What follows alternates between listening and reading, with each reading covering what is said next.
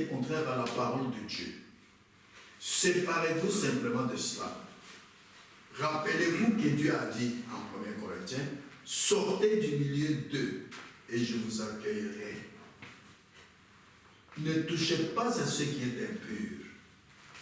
Tous ceux qui sont sortis et qui ont encore des amis incroyants ou des amis incroyants, d'accord, sauvés, vous êtes sauvés, on n'en discute pas, mais vous n'aurez pas de bénédiction. Ayez le courage de mettre fin à cette vie mélangée que vous menez. Une main, vous donnez à Dieu, l'autre main, vous donnez aux incroyants, c'est-à-dire au monde. Ce que vous faites dans vos actions, quand ce sont les choses du monde, Dieu ne vous bénira pas. Ah! Mes frères et sœurs, vous oubliez que en faisant cela, si vous êtes dans une famille, votre enfant peut tomber un jour dans le coma une nuit, vous n'aurez même pas le temps de courir à l'hôpital, mais le Dieu qui est en vous n'agira pas quand vous allez crier, Satan sort de cet enfant. Vous voyez comment nous manquons les bénédictions. Nous avons mal compris qu'est-ce que la foi d'Abraham. Nous avons mal compris quelle est l'alliance de grâce que Dieu a faite avec Abraham. Nous ne sommes pas sous la loi, oui, mais nous devons vivre Matthieu 4:4.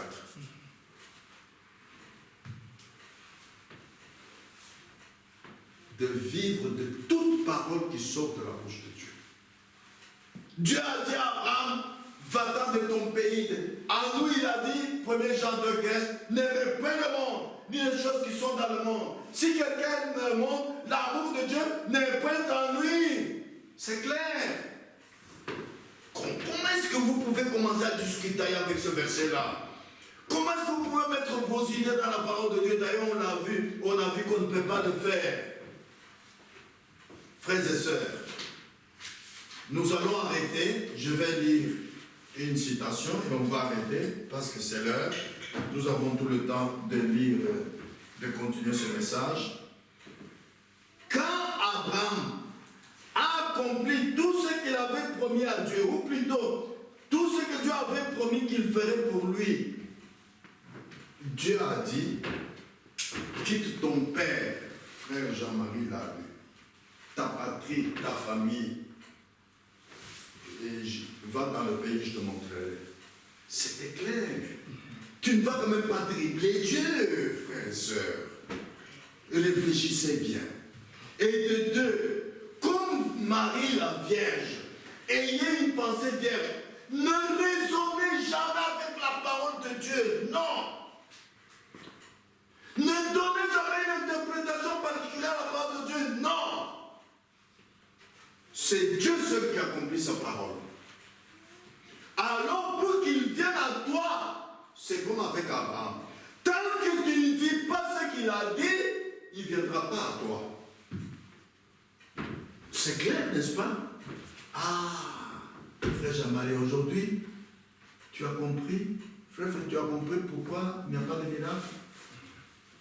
Sauvés, nous sommes sauvés, mais il y a les bénédictions. Pour que les bénédictions soient là, il faut Dieu en toi qui accomplisse cela. Or, quand tu ne vis pas la parole, Dieu te quitte. Tu es là sauvé, oui, mais Dieu n'est pas avec toi. Quand tu reviendras à tout ce qu'il t'avait dit, lui aussi reviendra. Alors il accomplira ta parole. Et je vous ai dit au début de la prédication que tu ne peux rien recevoir de Dieu autrement que par la foi. Quand Abraham a accompli tout ce que Dieu avait promis qu'il ferait pour lui, alors Dieu est venu vers lui. Eh bien, lorsque vous vous séparez complètement de toutes les étiquettes que Dieu ne veut pas que vous portiez, alors Dieu viendra à vous. C'est là le problème qu'ont aujourd'hui les gens qui se disent chrétiens. Amen. Que Dieu vous bénisse. Amen. Nous pouvons arrêter là pour aujourd'hui. Inclinez la tête pour l'adoration.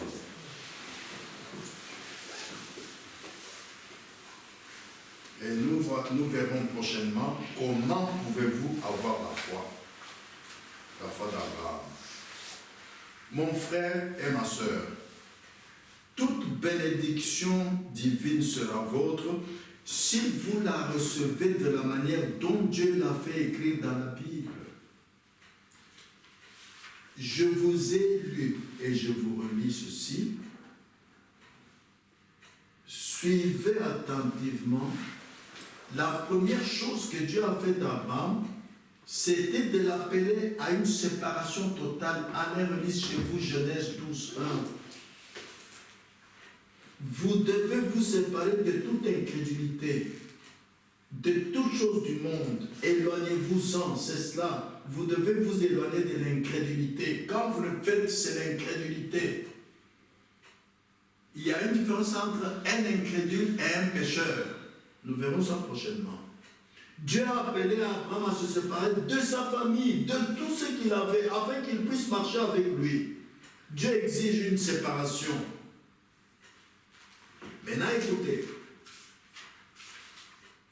C'est quand Abraham a accompli tout ce que Dieu avait promis qu'il ferait pour lui, alors Dieu est venu vers lui. Le problème, c'est d'aller dans la présence de Dieu.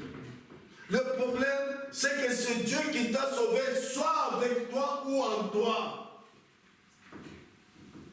Voyez, quand Abraham a accompli tout ce que Dieu avait promis qu'il ferait pour lui, alors Dieu est venu vers lui.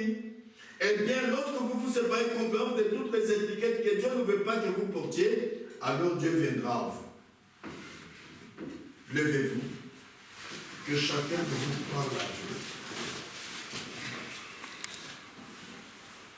Je vous ai dit au début de la prédication que la nature de l'homme, c'est comme Adam quand il a péché, il est allé loin se cacher et il a porté des feuilles de figuier. Au lieu de dire, Seigneur, pardonne-moi, j'ai commis une erreur. Seigneur, je vis avec les gens du monde. Seigneur, je mange les choses que les gens du monde mangent. Je bois même parfois en cachette. Je fume en cachette. Je suis une fille et je suis ta fille. Et parfois, quand je vais dans la fête, je me maquille.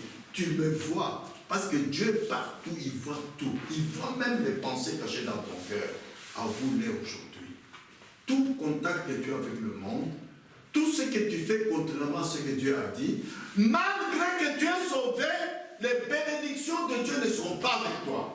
Alors aujourd'hui, que chacun s'adresse à Dieu, contrairement à Adam qui s'était caché, dit non Seigneur, me voici mes fautes.